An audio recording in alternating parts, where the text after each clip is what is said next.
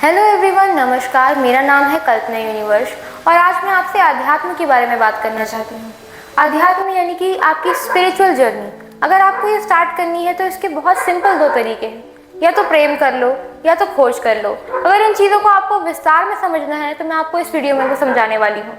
देखिए, खोज वो होती है जब आप जो सांसारिक जो थॉट प्रोसेस है, जो आपको दूसरों ने थॉट दिए हैं, मतलब जो भी आपके ओपिनियंस हैं, जो भी आपकी विचार धारणा है, वो आपकी अभी खुद की नहीं है, क्योंकि वो जितने भी एक्सपीरियंसेस आपने एक्सपीरियंस किए हैं वो किसी और के एक्सपीरियंसेस हैं, वो किसी और की बातें हैं जो आप सोचते हो। आपके विचार भी आपके खुद के नहीं है। इसीलिए मैं कहती हूँ जिंदगी का मतलब ही खोज है, क्योंकि जब तक आप दूसरों के विचारों के मतलब रूप में चलते रहोगे, वो आपकी खुद की लाइफ नहीं हुई, वो उनकी लाइफ हुई। आपकी लाइफ का मतलब ही यही है कि आपको खोज करनी आनी चाहिए, आपको हर चीज में खोज करनी आनी चाहिए। इस वर्ल्ड में आप क्यों आए हो, इसके पीछे जो भी आपको सवाल आपके मन में आशंका पैदा करता है, उस आशंका को खत्म करने के लिए आपको खोज की शुरुआत पे निकलना चाहिए। ये नहीं कि आप किसी और की बातों को मान के बैठ जाएं। इसीलिए आध्यात्मिक जर्नी की पहली सीढ़ी भी खोज है, क्योंकि आध्यात्म खुद का होता है, किसी और का नहीं। आध्यात्म अपना खुद का एक्सपीरियंसेस है।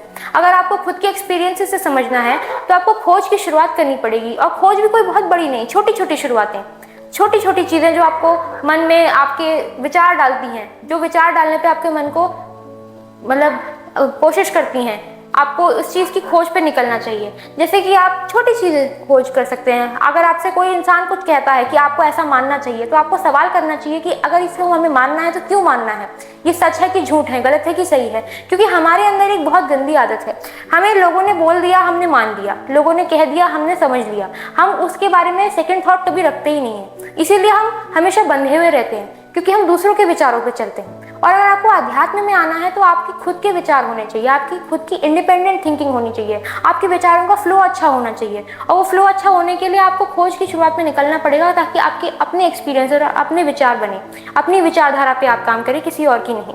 और इसी को हम मेडिटेशन का पहला स्टेप भी समझती हूँ मैं भी, क्योंकि मेडिटेशन में भी आपको आपके विचार बिल्कुल ब्लैंक होने चाहिए। जब आप मेडिटेशन करते हो, आपको एक चीज़ आपको बताई जाती होगी कि मेडिटेशन करते वक्त दिमाग में कोई भी विचार नहीं आने चाहिए। और अगर आपके दिमाग ही किसी और की विचारधाराओं से भरा होगा, इस संसारिक विचारधाराओं से जो आपको लोग बताते रहते हैं, तो आपका कभी भी स्पिरिचुअल जर्नी में आप कैसे कदम रखेंगे, जब आप हमेशा ही दूसरों की विचारधाराओं पर जी रहे हैं। आपके जो थॉट प्रोसेस है वो भी किसी और की है, आपने जो सोचा वो भी किसी और के थॉट प्रोसेस का था। तो आप अध्यात्म कैसे स्टार्ट कर सकते हैं? अध्यात्म आपकी खुद की जर्नी होनी चाहिए। इसीलिए आपको अध्यात्म करना है तो खोज की शुरुआत में निकलिए। और आप जब खोज करेंगे तो खोजने से तो भगवान भी मिल जाता है, तो खोजने से अध्यात्म कैसे नहीं मिलेगा। और देखिए, इसका दूसरा रास्ता है प्रेम। आप जब प्रेम करते हैं, प्रेम एक बहुत बड़ी चीज़ है, और प्रेम सिर्फ किसी इंसान से नहीं होता, प्रेम किसी भी चीज़ से हो सकता है जो आप, लेकिन प्रेम ऐसा होना चाहिए, आजकल के ज़माने का प्रेम नहीं जो आप देखते हैं कि प्यार करा और छोड़ दिया, ये किया वो किया। पर प्रेम, मैं उस प्रेम की बात कर रही हूँ जो प्रेम पूजा बन जाए, जो प्रेम आराधना बन जाए। देखिए, जब आप प्रेम करते हैं किसी भी चीज़ से, इंसान से, किसी भी चीज़ से संसार की, तो आपका उस चीज को देखने का नजरिया बदल जाता है। जब अगर वो प्रेम सच्चा है तो उस प्रेम में भक्ति आ जाएगी, और अगर उस प्रेम में भक्ति आ जाएगी तो उस चीज में आपको भगवान दिख जाएगा, और जब आपको भगवान दिख जाएगा तो आपको कहीं और ढूंढने की जरूरत नहीं है। इसीलिए मैं समझती हूँ कि आध्यात्म की दो ही सीढ़ियां हैं, या तो खोज या तो प्रेम। आप इन दोनों में से कोई भी एक चीज कर लेते हैं तो आप आध्यात्म की ओर अपना पहला कदम रख चुके हैं। Thank you.